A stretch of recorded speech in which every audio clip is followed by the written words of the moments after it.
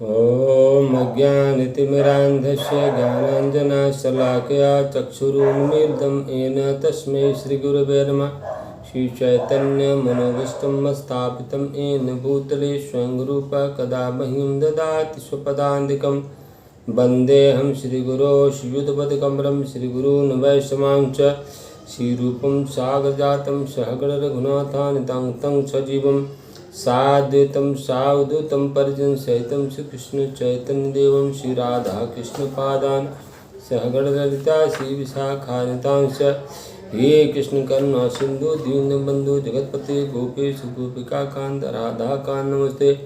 तप्त कांचन गौरांगी राधे वृंदावनेश्वरी विश्वभानुसुते देवी प्रणमामि हरिप्रिये। वाञ्छाकल्पतरुभ्यश्च कृपा सिंधु एव च पतितानां पावनेभ्यो वैष्णवेभ्यो नमो नमः। जय श्री कृष्ण चैतन्य प्रभु नित्यानंद श्री अद्वैत गदाधर शिवासादि गौर भक्तवृंद। हरे कृष्ण कृष्ण कृष्ण हरे हरे, हरे राम राम राम हरे हरे।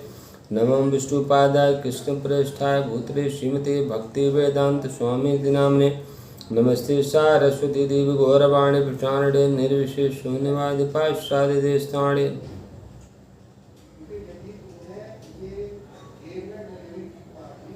नारायणं नमस्कृत्यं नरं चैव नरोत्तमं देवीं सरस्वतीं व्यासं ततो जयमुदीरयेत्। नष्टप्रायेषु भद्रेषु नित्यं भागवत सेवया भगवदुत्तम श्लोके भक्तिर्भवति नैष्ठिकी।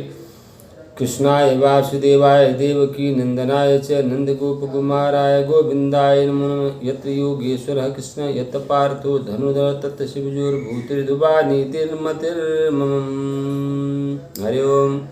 श्रीमद् भगवत गीता यथारूप श्रीमद् एसी भक्ति वेदांत स्वामी शील प्रभुपाद जी महाराज के अंतर्राष्ट्रीय कृष्ण भावनामृत संघ के अंतर्गत हम आज गीता के अध्याय 2 गीता का सार श्लोक संख्या 49वें पर प्रकाश डालूंगा। दूरेण परम कर्म बुद्धियोगात् धनंजय बुद्धौ शरणं मन्युच्छ कृपणाः फलहेतवः। भगवान कहते हे धनंजय, भक्ति के द्वारा समस्त गर्हित कर्मों से दूर रहो और उसी भाव से श्री भगवान की शरण ग्रहण करो। जो व्यक्ति अपने सकाम कर्मों के फल को भोगना चाहता है वह कृपण होता है। शील प्रभुपाद जी अपने तात्पर्य में लिखते हैं, जो व्यक्ति भगवान के दास के रूप में अपने स्वरूप को समझ लेता है वह कृष्ण भावनामृत में स्थित रहने के अतिरिक्त सारे कर्मों को छोड़ देता है। जीव के लिए ऐसी भक्ति कर्म का सही मार्ग है। केवल कृपण ही अपने सकाम कर्मों का फल भोगना चाहता है, किंतु इससे वे भव बंधन में और अधिक फंसते जाते हैं। कृष्ण भावनामृत के अतिरिक्त जितने भी कर्म संपन्न किए जाते हैं वे गर्हित हैं, क्योंकि इससे कर्ता जन्म मृत्यु के चक्कर में लगातार फंसता रहता है। अतः कभी उसकी आकांक्षा नहीं करनी चाहिए कि मैं कर्म का कारण बनूं। कृष्ण भावनामृत में हर कार्य श्री कृष्ण की तुष्टि के लिए किया जाना चाहिए। कृपणों को यह ज्ञात नहीं है कि दैववश या कठोर श्रम से अर्जित संपत्ति का किस तरह सदुपयोग करें। मनुष्य को अपना सारा शक्ति कृष्ण भावनामृत अर्जित करने में लगाना चाहिए, इससे उसका जीवन सफल हो सकेगा। बुद्धियुक्तो जहाति है उभे सुख दुष्कृते तस्माद् योगाय युज्यस्व योगः कर्मसु कौशलम। भक्ति में संलग्न मनुष्य इस जीवन में ही अच्छी बुरे कार्यों से अपने को मुक्त कर लेता है।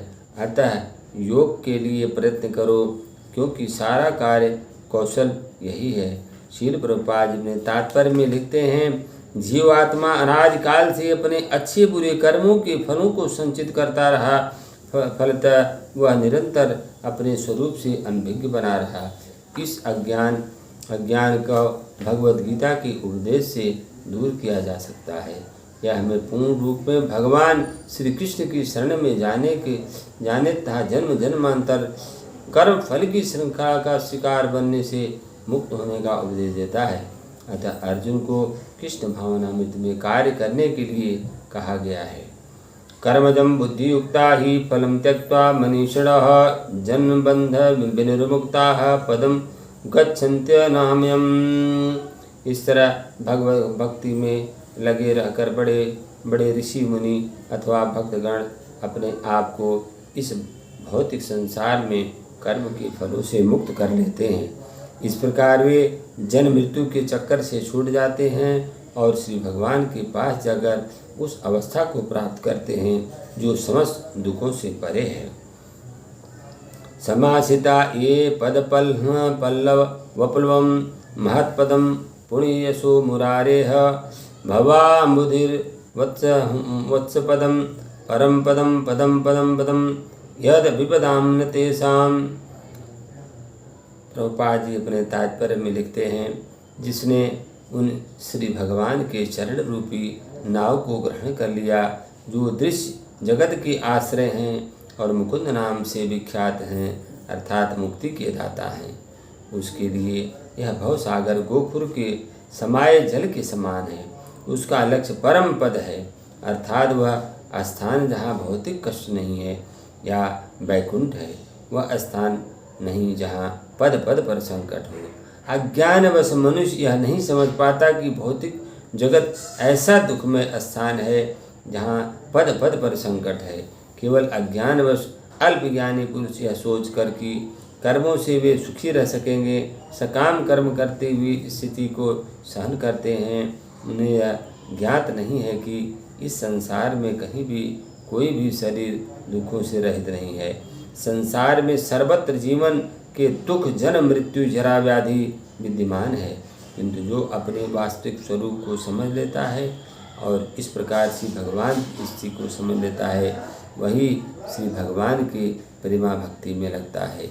फलस्वरूप वह वैकुंठ लोक जाने का अधिकारी बन जाता है, जहाँ न तो भौतिक कष्टमय जीवन है, न ही काल का प्रभाव मृत्यु है। अपने स्वरूप को जानने का अर्थ है श्री भगवान की अलौकिक स्थिति को जान लेना।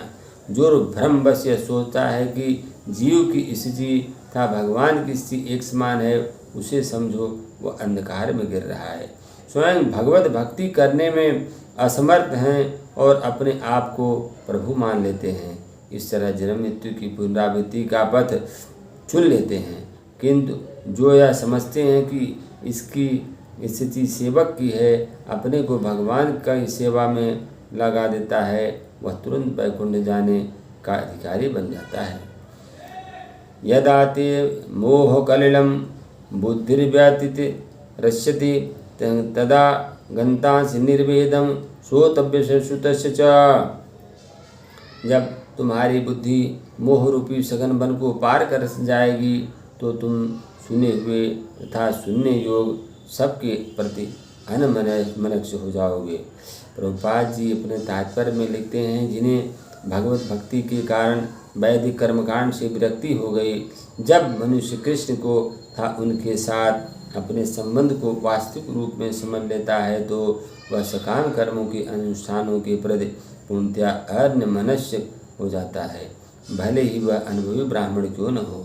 भक्ति परंपरा के महान भक्त आचार्य माधवीपुरी का कहना है, संध्या वंदन भद्रमस्तु भवतो भोः स्नान तुभ्यं नमो भो देवाः पितरस्य तर्पण विधौ नाहं क्षमः क्षम्यतां यत्र क्वापि निषद यादव कुलोत्तमस्य कंसदिशः अस्मारमघं हरामि तदलं मन्ये कि मन्ये न मे। माधवीपुरी महाराज कहते हैं, हे मेरी त्रिकाल प्रार्थनाओं तुम्हारी जय हो। हे स्नान, हे तुम्हें प्रणाम है। हे देव पितृगण, अब मैं आप लोगों के लिए तर्पण करने में असमर्थ हूँ। अब तो मैं जहाँ भी बैठता हूँ वहाँ यादव कुलवंशी कंस के हंता श्री कृष्ण का स्मरण करता हूँ और इस तरह मैं अपने पापमय बंधन से मुक्त हो सकता हूँ। मैं सोचता हूँ कि यही मेरे लिए पर्याप्त है। वैदिक रस्में अनुष्ठान तथा त्रिकाल संध्या, प्रातःकालीन स्नान, पितृतर्पण आज नवदीक्षितों के लिए अनिवार्य है, किंतु जब कोई पूर्णतया कृष्ण भावना भावित हो और श्री कृष्ण की दिव्य प्रेमा भक्ति में लगा हो तो वह इन विधि विधानों के प्रति उदासीन हो जाता है, क्योंकि उसे पहले ही सिद्धि प्राप्त हो चुकी है।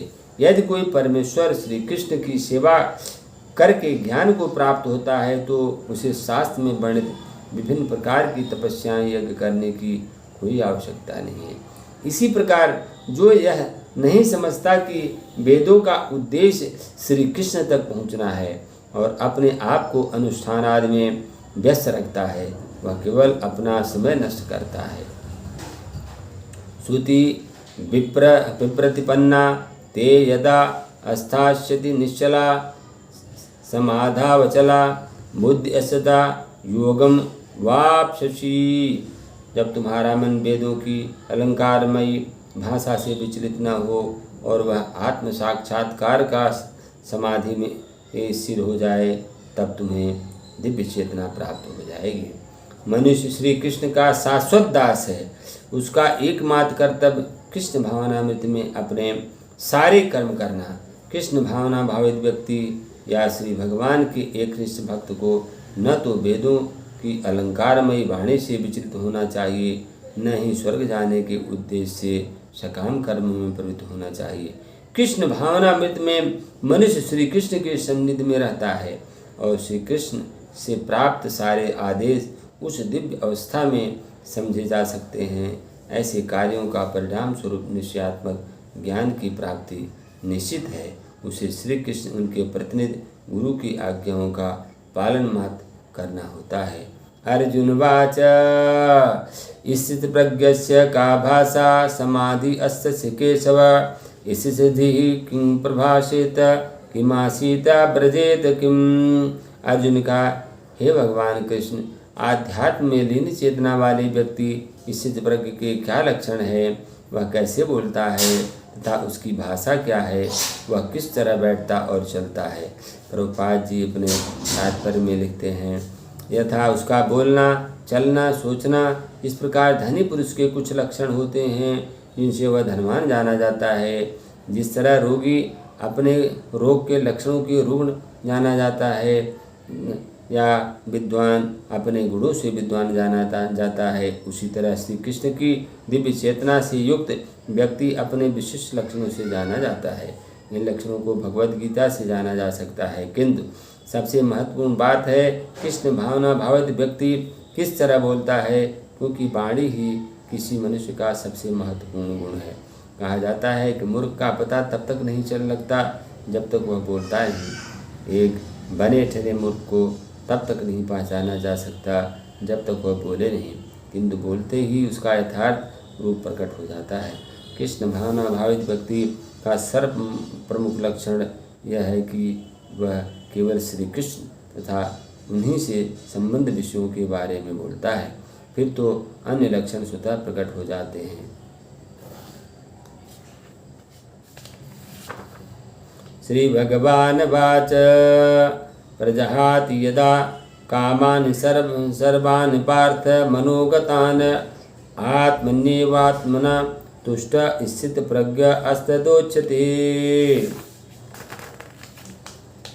श्री भगवान ने कहा, हे पार्थ, जब मनुष्य मनोधर्म से उत्पन्न होने वाली इंद्रिय तृप्ति की समस्त कामनाओं का परित्याग कर देता है और जब इस तरह से विशुद्ध हुआ उसका मन आत्मा में संतोष प्राप्त करता है तो वह विशुद्ध दिव्य चेतना को प्राप्त स्थित प्रज्ञ कहा जाता है। तात्पर्य में प्रभुपाद जी कहते हैं, जो मनुष्य पूर्णतया कृष्ण भावना भावित्या भगवत भक्त होता है उसमें महर्षियों के समस्त सद्गुण पाए जाते हैं, किंतु जो व्यक्ति आध्यात्म में स्थित नहीं होता उसमें एक भी योग्यता नहीं पाई जाती, क्योंकि वह अपने मनोधर्म पर ही आश्रित रहता है। फलतः यहाँ यह ठीक ही कहा गया है कि भक्ति को मनोधर्म द्वारा कल्पित सारी विषय वासनाओं को त्यागना होता है।